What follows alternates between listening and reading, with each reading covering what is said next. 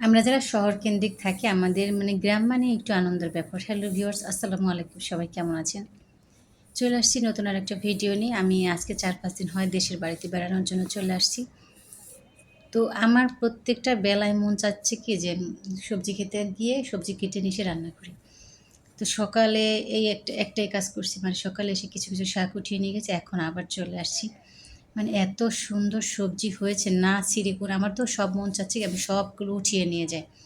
আর গ্রামে আসলে শৈশবে ফিরে যাবেন। দুরন্ত পানাটা একেবারে বেড়ে যায়। ছোটাছুটি, দৌড়াদৌড়ি কি একটা অবস্থা! আমার হাসব্যান্ড বলতেছে, "কি ব্যাপার? তুমি তো শুধু এখানে সেখানে ছোটাছুটি করতেছো। তোমার কি ভালো লাগতেছে না ঘরের মধ্যে?" আমি বলছি, "না, আমার মন চায় সব সবজি ক্ষেত থেকে আমি তুলে নিয়ে আসি।" আর আমার মায়ের এই যে এইখান দিয়ে এত সুন্দর সব সবজি হয়েছে। আর এতগুলো পেঁপে গাছ এই যে আব্বা বলতেছি এত পরিমাণে পেঁপে ধরছে, কারো বলার প্রয়োজন নেই। যার ভালো লাগে সে ছিঁড়ে নিয়ে যাবে। তাহলে বিক্রি করেন। বলে কি, "না, এগুলো কি বিক্রি করব? নিয়ে মানুষ খাক, সমস্যা কি?" তো তা কিছু বললাম না। তারপরে এই যে হলুদ গাছ কিন্তু লাগাইছে দেখেন, এটা কিন্তু উস্তা, এটা হবে। আর এই যে হলুদ গাছ, পাশে হলুদের আরও বড় বাগান আছে, সেটাও আমি আপনাদেরকে দেখাবো। আর এখানে কিন্তু মায়ের ভেন্ডি হইছে, তারপরে পাট শাক হইছে।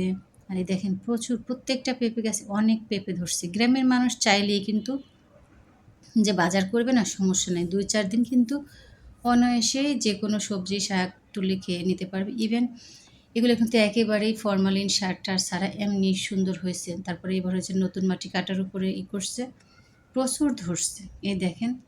আর প্রত্যেকটা পেঁপের একেকটা হচ্ছে একেক ধরনের। একটা হচ্ছে গোল, একটা লম্বাটে, একটা একটু মাঝারি। এত ভালো লাগতেছিল না?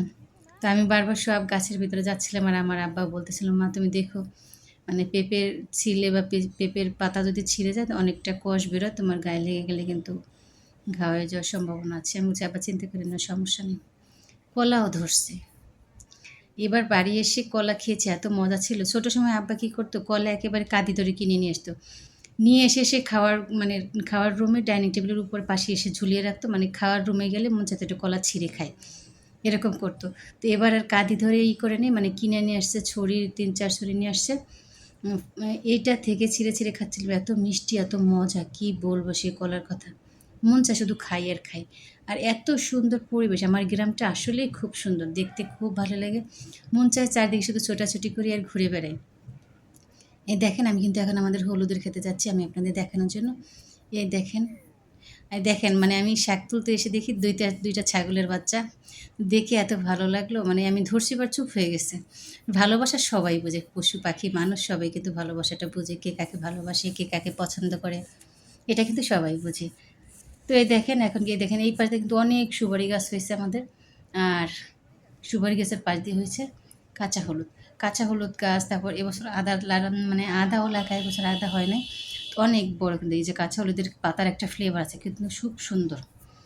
তো সবাই ভালো থাকবেন। আপনাদের সাথে কথা বলতে আমি অনেক কিছু দেখিয়ে ফেললাম। আরও অনেক বাগান আছে সেগুলো দেখানোর এখনো সময় চলে যাব, ছুটি শেষ, আগামীকালকে চলে যাব। সেই সুযোগটা আর হয়তো আমার হবে না।